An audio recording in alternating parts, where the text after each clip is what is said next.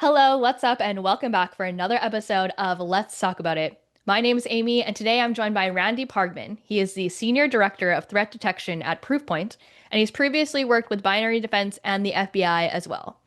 On our episode today, we talk about threat detection and how that actually works.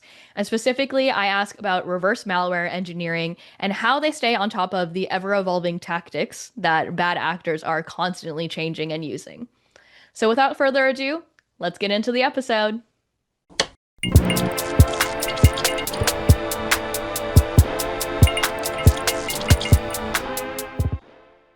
So, Randy, welcome to the show. Thank you so much for coming.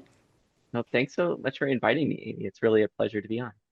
And can you tell us a little bit more about who you are and how you got to where you're at today? Sure, I'll make the long story pretty short. So I work at Proofpoint, and my team is specifically focused on detecting threats.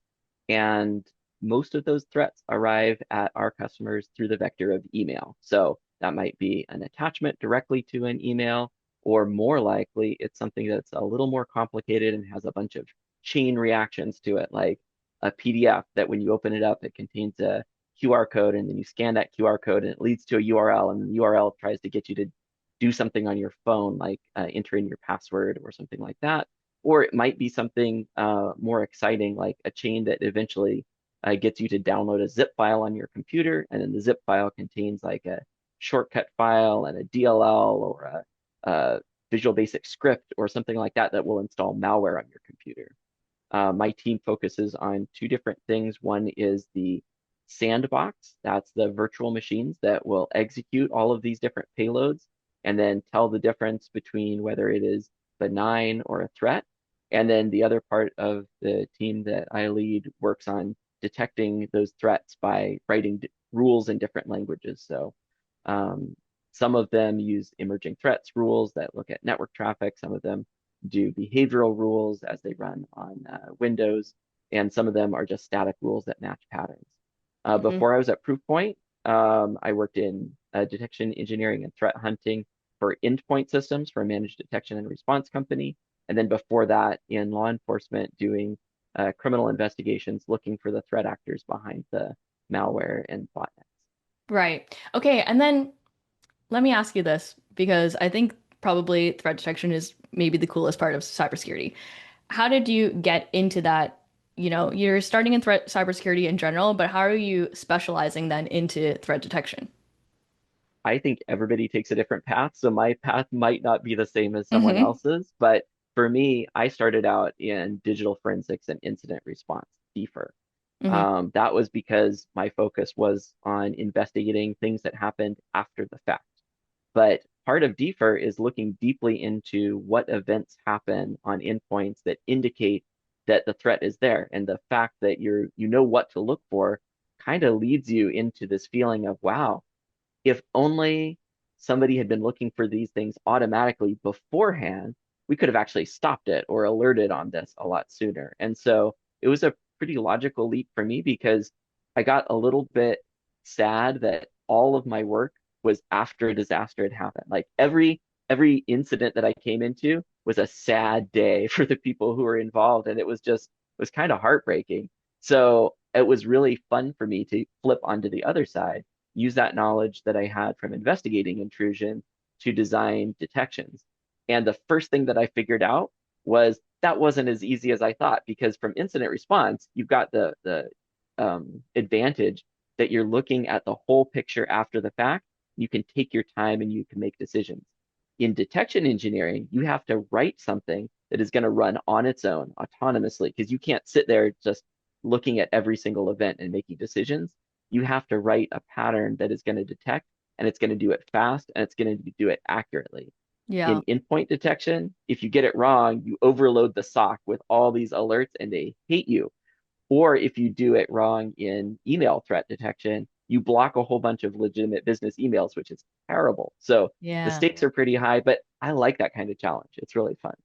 Yeah, no, I think it's so fascinating. And I think a lot of people, definitely a lot of people who are listening, but a lot of people in cybersecurity in general, a lot of incident responders, right? People who are on the other side of that press release or whatever is telling them about the threat that you've detected, right? Like you're on the opposite side, and I'm like, what happens on the other side of that press release to get you to that information?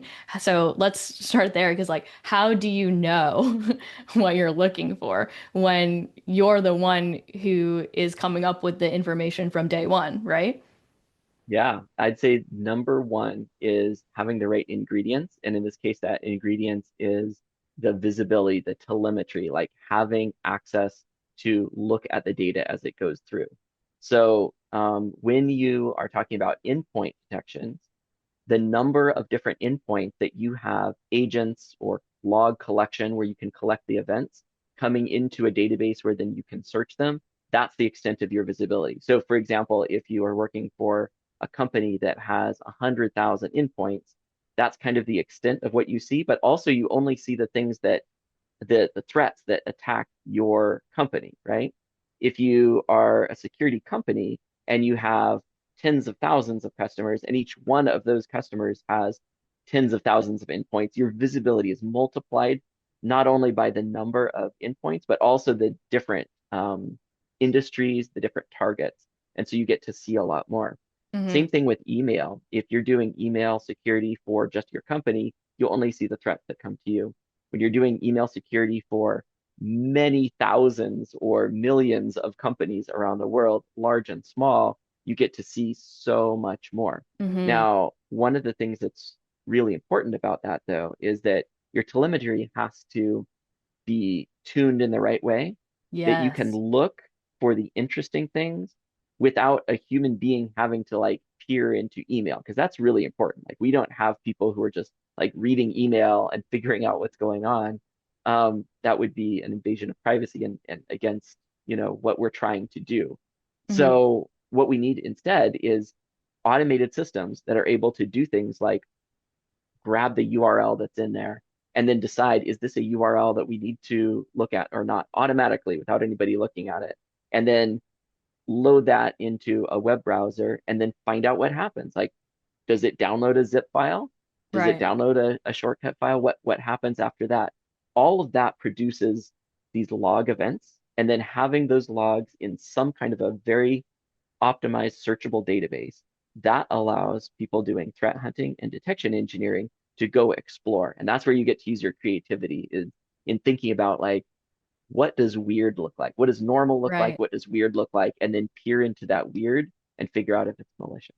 But that part alone must be so intensive. Like whatever machine you're using to analyze all of that telemetry data, you've got to have like the best of the best, right?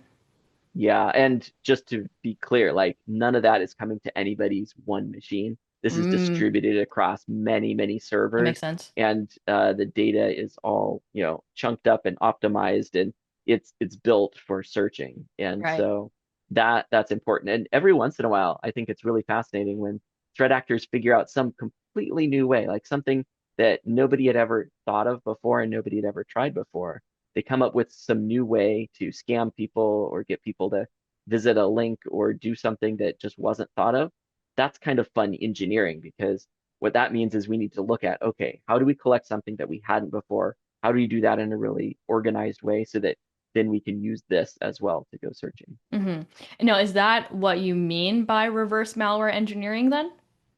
Not exactly. Okay. So, reverse engineering malware means taking the malware that arrives at the end, kind of the payload, or sometimes the loader that it's going to download and inject the payload as a new thread in some existing process and figuring out what that does. So we have a number of different ways that we go about that, and that can be anywhere from just taking that malware, whether that's a PowerShell script, another kind of a script like Visual Basic or JavaScript, or it's a compiled program like a Windows exe or a DLL file. Whatever format that arrives in, we can take it and run it on a machine, a virtual machine that is built to just collect all of the events that happen. That's called a sandbox. And then we'll take Right. the output of the sandbox and we can use that directly to develop some detections that will tell this type of malware apart from other malware and benign files. But that's only one layer. sometimes you take something and you run it on a sandbox. And if you've ever tried this with some malware, sometimes the sandbox says, "Yeah, nothing happened." Like your program ran and then it stopped, and it stopped within like 100 milliseconds. You're like, huh, I thought it was supposed to be malware. Well, you could stop there and say, I guess it's not. It must be fine. Or you can dive a little bit deeper. And that layer of diving deeper is where I think it gets really fun, because Yeah. then you use tools that disassemble programs. It takes the compiled program and it turns it into instructions that then you can look at and figure out how this program works. And there's free programs that do that, like Ghidra from the NSA. It's a Java-based program. And then there's also commercial programs like IDA Pro. IDA also has a free version that you can use for non-commercial purposes, like if you're a student or if you're just, doing things personally. There's Binary Ninja. There's other programs that you can use that will disassemble the program. Now, when you're looking at the disassembly, you're looking at a very, very basic level, step-by-step instructions of what the computer is supposed to do. So it's things like take this number and move it into this register on the computer, or take this value that was computed by adding two numbers together and store it in memory here, or something like that. It's really, really basic. It's easy to get lost in the weeds, right? Like Yeah. there's so many instructions. And so there's a lot of skill that's involved, and people have developed skill over many years of practice to figure out like shortcuts, like what are the things that I can kind of skip to in this code and like just concentrate on the interesting parts and focus on like, these 200 instructions that are the encryption algorithm or something like that. And then once you reverse engineer that, you're able to figure out why it is that the program didn't run on the sandbox. So for example, it might be this was checking to see if the computer it was running on had an Italian keyboard layout. We have malware that comes across our desk that looks like that. And so you need to run it on the sandbox again, but set an Italian keyboard layout. And all of a sudden now the malware works and it starts stealing passwords and Oh connecting my to gosh. its command and control servers and all this stuff. So Yeah. it's a lot of fun. That's so fun. So what are you actually looking at though? Is it just like lines of code? Yeah, basically. So there's different kinds of code, right? There's scripting code like PowerShell. There's code that's pretty easy to read like Python. There's code that's a little bit more obscure or harder to read like C and C++. But then this is a layer below even that. So these are the raw instructions like that the CPU runs directly. So when you write something in C, for example, you might write like 10 lines of code to open up a file and write some text to it. Then you compile it, and then that 10 lines of code is gonna turn into hundreds of lines of code, plus a whole bunch, maybe thousands of lines of like boilerplate, just kind of setting the program up and setting up the environment and things like that. And all of those will be instructions for the CPU that you compile it for. So there's a difference between 64-bit and 32-bit code. There's difference between like a code for Intel processors versus like an ARM processor. All of those produce different assembly instructions. So it is very low level. Now, the good news is this is becoming more accessible than it used to be. I mean, it's always been something that if you want to learn, you can learn. And the tools, you can get free tools that work really well. But now with LLMs and generative AI being able to hook up through Model Context Protocol or MCP, I just tried out something recently using Ghidra and Ghidra MCP hooked up to Claude Desktop. And so what it allows me to do is open up Ghidra and open up the file that I want to disassemble the malware program on my computer. And then once I've got Ghidra set up, I don't even touch it, other than just let it do its basic job. And then I go to Claude Desktop and I tell Claude, hey, you've got access to my Ghidra instance and I've got this file in here. Could you help me out? Like find where's the main function? And then it'll do that and I'll say, okay, change the name of these functions to what you think they do. And if you're not sure, put maybe in the name. And so it'll go and do that. And it gives you um, I'd say pretty good results. Like you still need to know what you're doing because Hmm. it makes mistakes, just like all AI Yep. does. But it can significantly speed up the process Yep. of going through something that used to be really manual. Okay, yeah.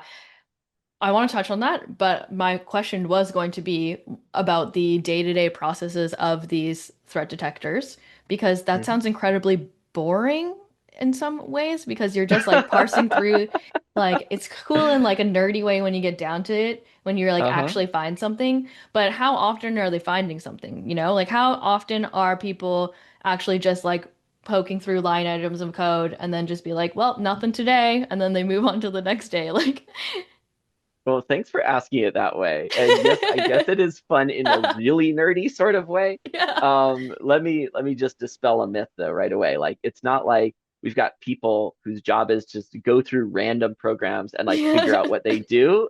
That would actually be mind-numbing to the point Yeah, where people okay. would quit. So what we're doing instead is we're just applying those special skills when we know that there's a really interesting, thorny problem to be solved. Most of the time, our sandbox handles things just fine. And so let's just let's first of all like frame what do people do day to day. So in detection engineering specifically, you deal with kind of three different sorts of work challenges. The two that you deal with the most are false positives and false negatives. That's where your detection system has made a mistake one way or the other. A false positive means you said something was a threat when it was not actually a threat. Yeah. False negative means you missed the threat. You said, this is fine, and it wasn't. Like that example I just gave, where like the malware runs and then it stops, right? Hmm.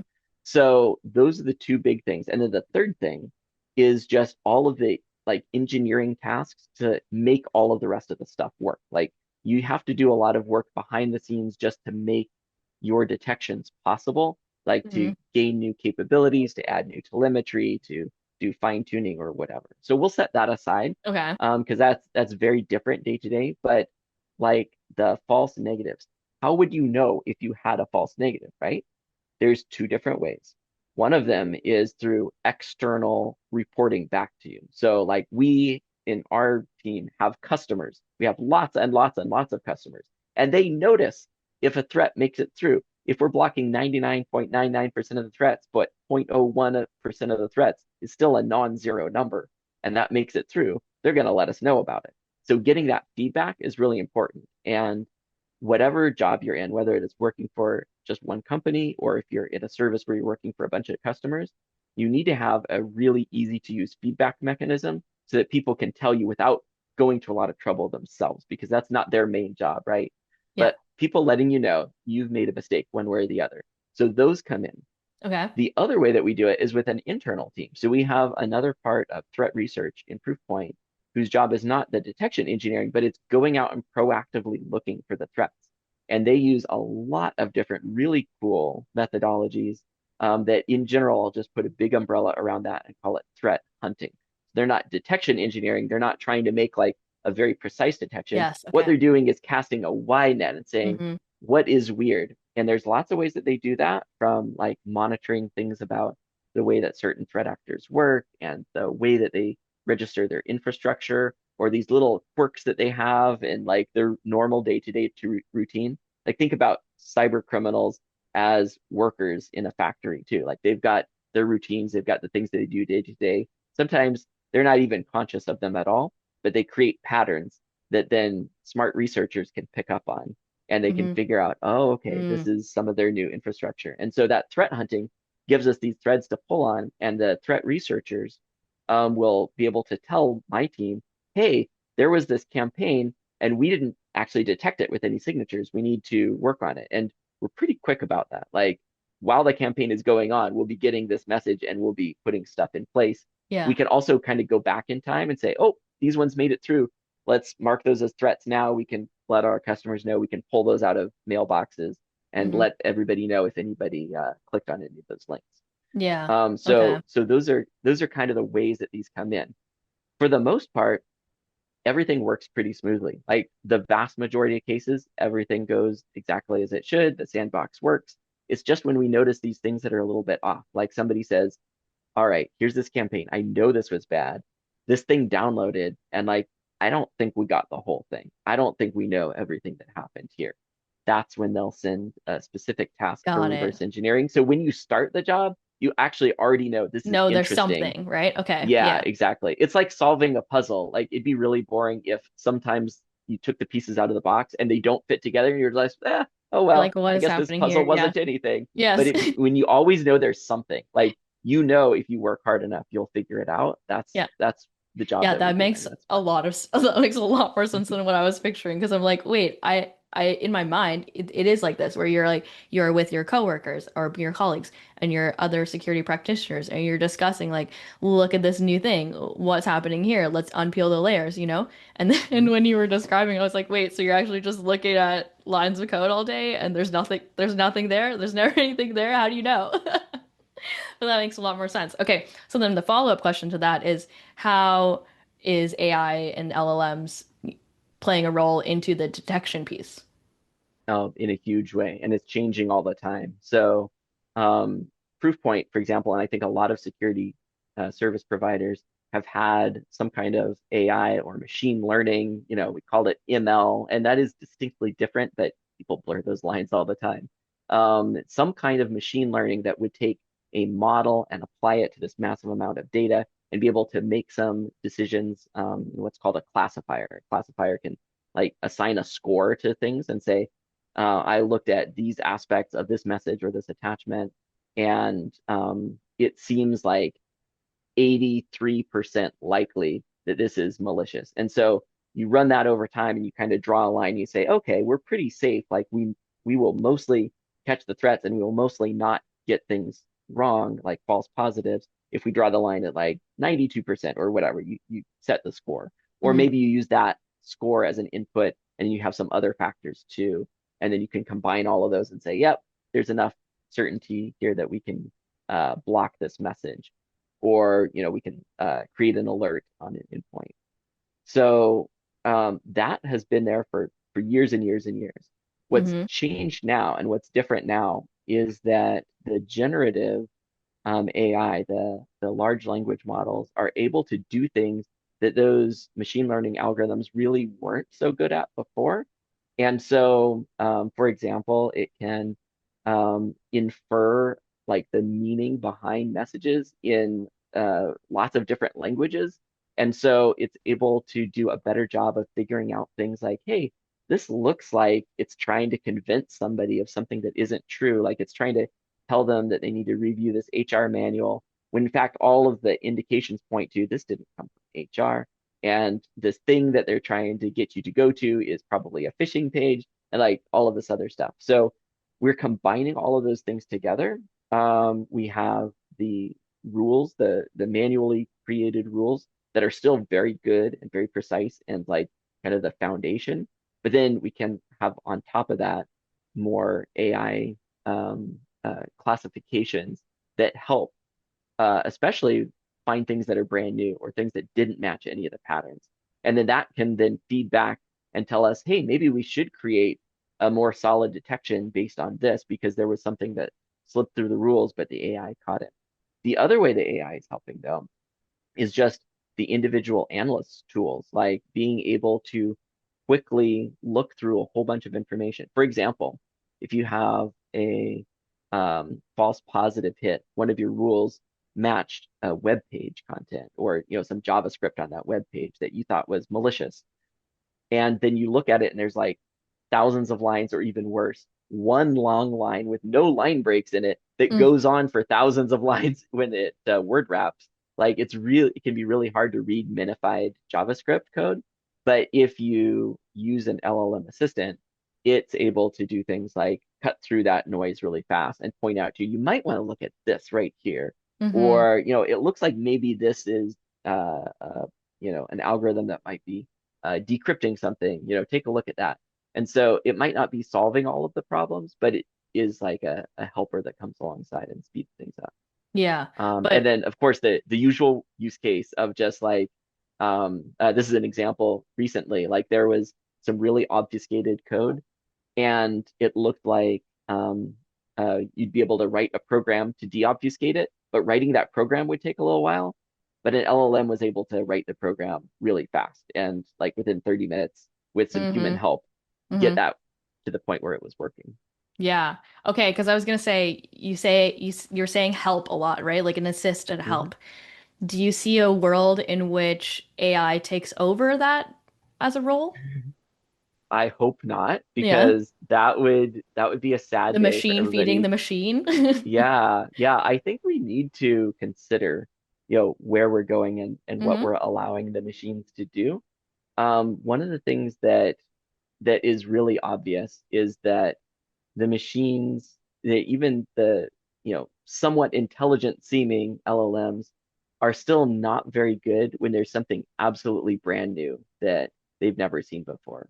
So I'd say the ideal world I would like to live in the future, if I were in charge of the universe, is that the AI is automating the boring stuff and helping to speed up the process, but there's always human analysts who are applying creativity, looking Hmm. at things with a critical eye, and like really providing the heart and soul of detection engineering. I think there will always be a place for human beings, Yeah. And but if what not, I will start a new business as a dog walker because that sounds like the next most fun Yeah, yeah, yeah. You can't automate the dog walking. Not yet, anyways. thing. Until you get robot dogs. Hey, if you have a robot walking your robot dogs, that'd be the best. Oh, the Yeah. future is here. Yeah, okay, so what are the boring parts then? The boring parts. I'd say de-obfuscating obfuscated code. So when I say obfuscated code, what I really mean is like somebody like wrote the code, usually in a scripting language, but there's obfuscation for compiled languages too. And then they usually ran it through some kind of automated process that did something like for every one line of real code, it inserted like 100 lines of code that kind of look like they're doing something, but actually they're not really changing the state of anything. Like they're just adding numbers together and dividing and like calling functions that then don't do anything. And like it's Hmm. just what we call junk That makes code. So sense. they Yeah. insert junk code. The other thing is if it's a scripting language that allows the reverse engineer to recover the variable names and like class names and function names, they will change all of those names to be horrible to read names. So, for example, like in some scripting languages, you can call a variable or a function just underscore.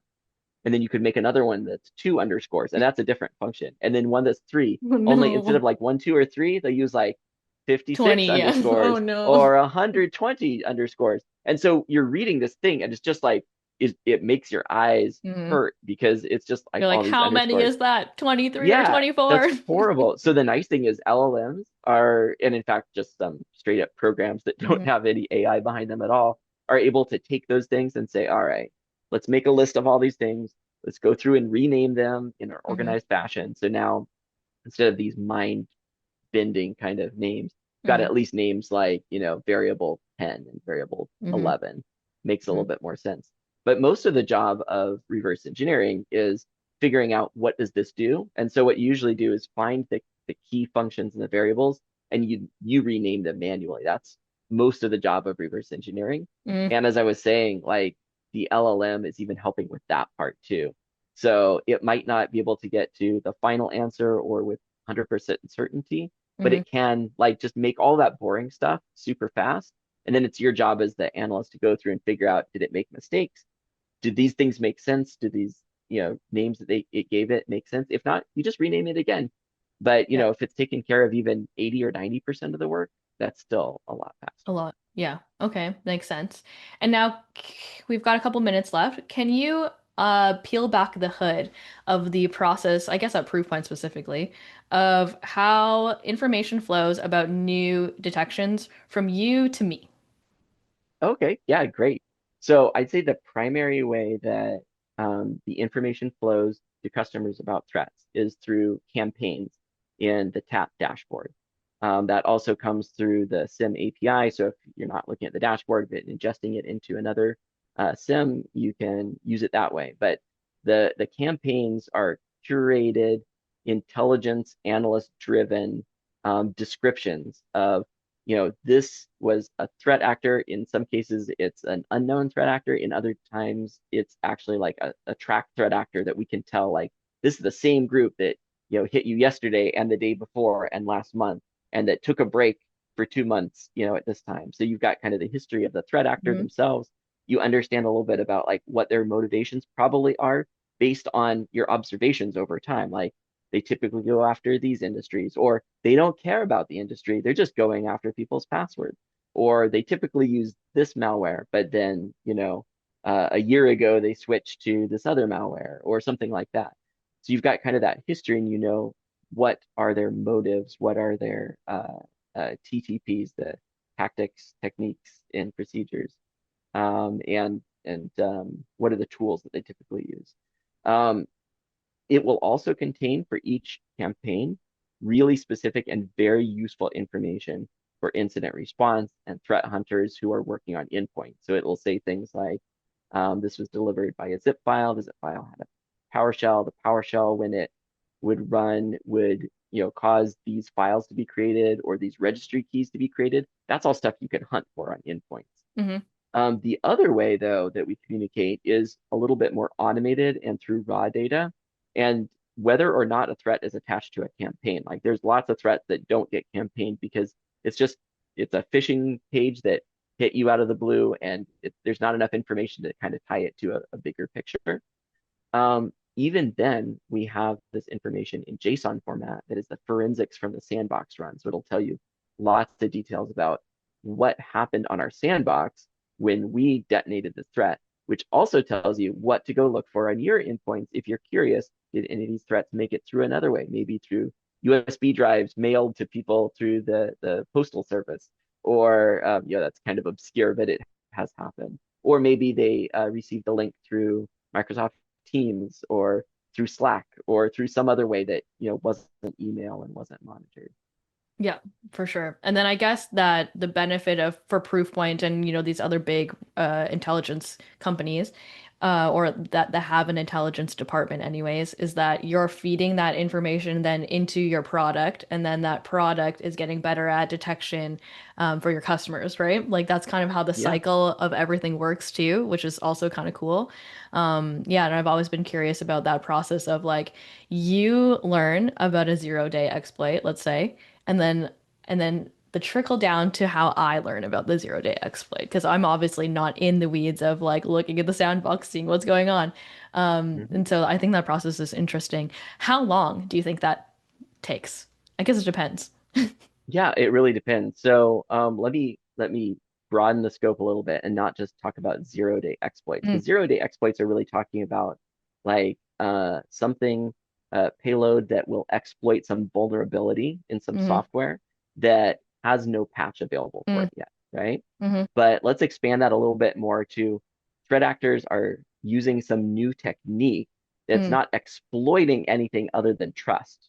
Yeah. But that exploiting of trust is still effective for them. And so, for example, one of the techniques that a lot of threat actors do is they'll search around the internet and they will find some well-meaning company, usually a startup, that has this wonderful service with a like free trial version that will let you post something. And they could describe it as like, hey, you can have like a free web page that your advertising links will land on, and it will like collect information about who has come to this landing page, and then it gives you the ability to like write a nice ad for your product and give a link to your website. Well, threat actors see that in an entirely different lens. They're like, hey, I can get a free trial for this thing, and then I can post on there my advertisement in quotes that is actually something that looks like an urgent message that says like, your password needs to be reset because it's been compromised. Click here to securely reset it. And then that link leads to a phishing page, right? Mm-hmm. So the problem is that that legitimate service that's hosting that free trial, Mm-hmm. they're not a threat, right? We can't just say, hey, any URL at this domain is a bad URL because they're a legitimate service. They're serving ads, 99% of the time. It's just 1% of the time it's actually a threat actor. Yeah. So when we discover that, then we come up with a way to say, all right, what's behind it? Like, what is the link that they're supposed to click on? How do I find that automatically? And how do I go all the way to the phishing page? And then once we're at the phishing page, all the rest of the signatures take over and like, yep, we can recognize this. This is super easy. Yeah. We also have AI that detects like the visual image of it and can look at it and say, yep, this looks like a phishing page to me based on all of Yeah. the So factors. crazy. Yeah. I Yeah. mean, there's so many layers, there's so many things. I could talk to you for like 12 hours.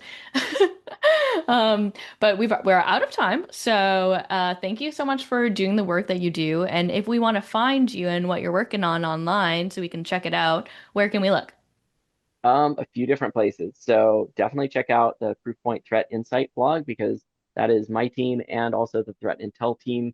We work together on publishing those blogs where we dive deep into like reverse engineering malware and what did we find and just give you the important points or the latest scam and how that works.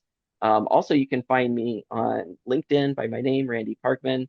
And if you check out the Detection Engineering and Threat Hunting Conference that I run, it's called DEATHCON, DEATHCON. That's at deathcon.io. And that is an annual conference held online and in person where we do workshops hands-on and teach people how to do these skills like reverse engineer malware or write good detection rules or maintain their detection rules.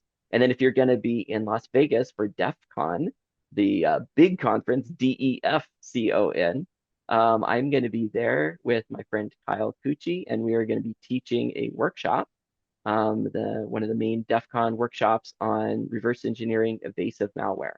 So any of those places, happy to have conversations with people. All right, great. I'll put all of those links in the show notes. Definitely go check that out. And thank you so much, Randy. Thanks, Amy.